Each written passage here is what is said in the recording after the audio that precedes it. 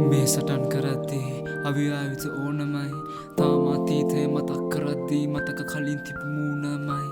කෙනෙකුට මතරව්වක් වෙන දෙයක් තවෙකුට සුවඳ දූපමයි ඔය එකෙක්වත් ඇහුවේ නැ මං හොඳින්ද කිය ඇහුවෙම ඔබ දූපමයි ඔන්නෝකමයි මම හොරුනේ මට දුක හිතුනම ලියන්න මේවා අපි දෙන්නගේ ඉතිහාසෙ නෙවෙයි මෙතන කතාව කියන්න ඕන ඒවා සනසේවා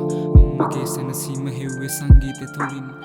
කාට ආදරේ කිව්වත් හැමෝම තමන්ටයි ආදරේ මුලින් ඉමුදුරින් දෙපැත්තට විම මහද මුණ දෙමි ඇත්තට නුඹ දිවින විකරලද කැත්තට හසු වී අවසනේ නැති වුණ නැත්තට මගේ කැමැත්තට නෙවෙයි ආවේ මම සූදානම් හැරතා යන්න අවසන්ම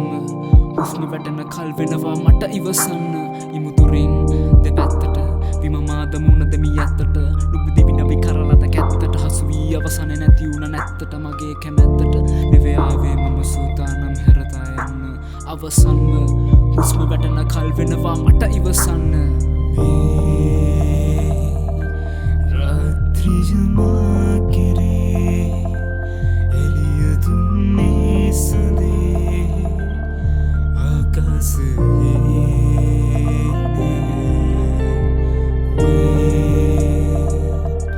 ඒ චන්ද්‍රයා කෙරේ කලවර පාකිරේ ආකාශයේ අමාව කරට පාරුවේ අඳුර මට තුන්හාදුවේ මතකය ඇත හම්පරේ සිහිවී ගොළුවුණා පුරහඳ තාම වාරණේ මේ කල සාකාරණේ එයිද සඳනාව කාරණේ සිතමී